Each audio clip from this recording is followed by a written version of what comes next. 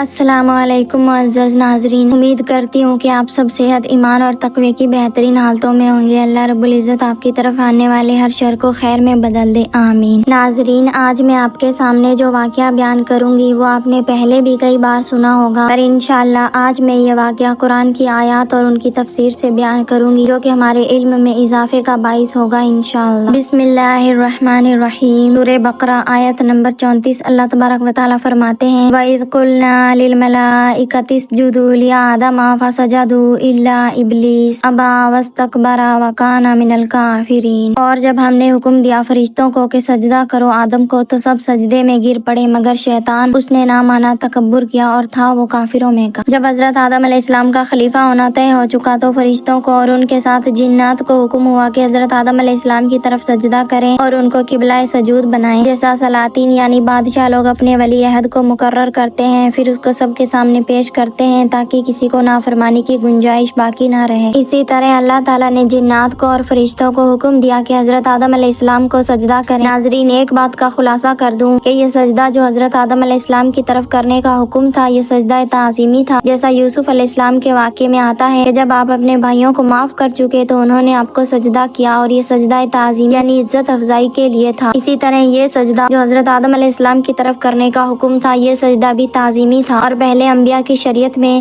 سجدہ تعظیمی جائز تھا، مگر حضرت محمد صلی اللہ علیہ وسلم کو چونکہ نئی شریعت اور نئی کتاب دی گئی تو شریعت محمدیہ میں وہ سجدہ تعظیمی کو بھی منسوخ کر دیا گیا، یعنی پوری طرح سے ختم کر دیا۔ اب اللہ تعالیٰ کے سوا کسی بھی انسان کو سجدہ کرنا جائز نہیں اور کھلا ہوا شرک ہے، اگر چاہے کہ وہ سجدہ تعظیم کی نیت سے ہی کیوں نہ کیا جائے۔ اللہ تعالیٰ ہمیں شرک سے بچائے، آمین۔ چنانچہ سب نے حضرت آدم علیہ السلام کو سجدہ کیا سوائے ابلیس کے۔ ابلیس جو کہ اصل سے جنات میں سے تھا اور ملائکہ یعنی فرشتوں کے ساتھ ملا جلا رہتا تھا، اور ابلیس کی سرکشی کی وجہ یہ ہوئی کہ جنات چند ہزار سال سے زمین میں رہتے تھے اور آسمان پر بھی آتے جاتے تھے۔ جب ان کا فساد اور خون ریزی بڑھی تو فرشتوں نے اللہ کے حکم سے بعض کو قتل کیا، بعض کو جنگلوں، پہاڑوں اور جزیروں میں منتشر کر دیا۔ ابلیس ان میں بڑا عالم اور عابد تھا، اس نے جنات کے فساد سے اپنے آپ کو بے گناہ ظاہر کیا اور فرشتوں کی سفارش سے بچ نکلا اور فرشتوں ہی میں رہنے لگا، اور اس لالچ میں کہ تمام جنات کی جگہ اب صرف میں ہی زمین میں متصرف بنایا جاؤں گا، عبادت میں بہت کوشش کرتا رہا اور زمین پر خلافت کرنے کا خیال پکاتا رہا۔ جب حکم الہی حضرت آدم علیہ السلام کی طرف خلافت کا ظاہر ہوا تو ابلیس مایوس ہوا اور عبادت ریائی یعنی دکھاوے کی جو عبادت کیا کرتا تھا اس کے ضائع ہو جانے پر جوش حسد میں سب کچھ کیا اور ملعون ہوا، اور اللہ تعالیٰ کے اس قول وَكَانَ مِنَ الْكَافِرِينَ اور تھا وہ کافروں میں کا، اس سے مراد یہ ہے کہ اللہ تعالیٰ کے علم میں تو پہلے سے ہی کافر یا نافرمان تھا، گویا اوروں کو اب ظاہر ہوا تھا، یا یوں کہا جائے کہ اللہ کے حکم کا اپنے تکبر کی وجہ سے انکار کر کے کافر اور ملعون ہوا۔ اور صرف اتنا ہی نہیں کہ اللہ کے حکم سے انکار کیا، بلکہ اللہ کے حکم کو اللہ کی مصلحت اور حکمت کے خلاف سمجھا اور سمجھا کہ زمین کا خلیفہ تو میں بنایا جاتا۔ اور اس سے اگلی آیت میں اللہ تبارک و تعالیٰ فرماتے ہیں، وَقُلْنَا يَا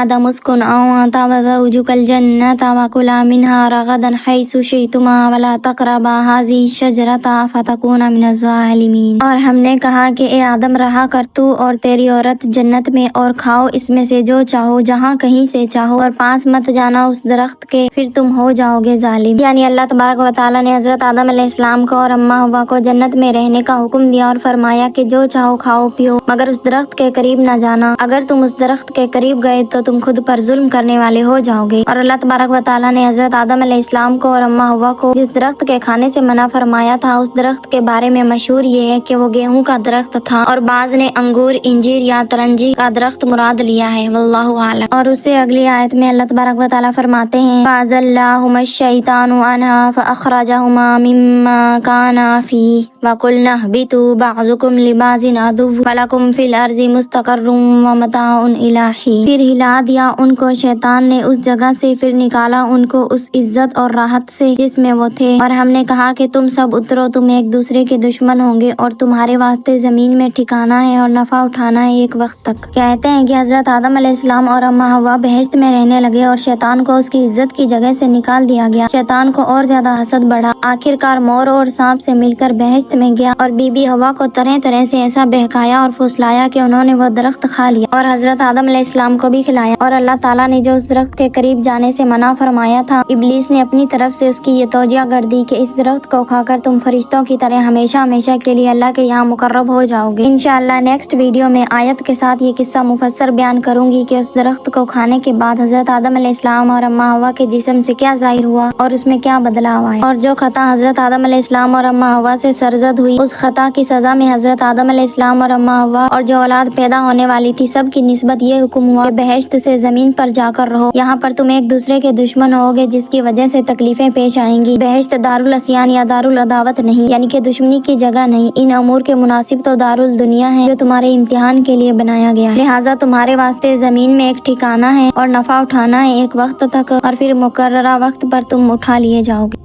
नाज़रीन, ये सूरह बकरा की चंद आयात का तर्जुमा और तशरीह थी जिसमें हजरत आदम अलैहिस्सलाम को सजदा करवाने से लेकर बहश्त से निकाले जाने का सबब बयान फरमाया गया है और इब्लीस का तकब्बुर की वजह से सजदे से इनकार करना और मलून होने का जिक्र किया गया है। अल्लाह ताला से दुआ है कि अल्लाह तबारक व तआला हमें दिखावे की इबादत और तकब्बुर से बचाए, आमीन। नाज़रीन, वीडियो पसंद आई हो तो वीडियो को लाइक करें और इस तरह के वाक़यात, हिकायत और कुरान पाक की आयात का तर्जुमा और तशरीह और इस्लामिक नॉलेज के लिए हमारे चैनल को सब्सक्राइब करें। जज़ाकल्लाहु खैरन कसीरा। मिलते हैं नेक्स्ट वीडियो में, तब तक के लिए फ़ी अमानिल्लाह।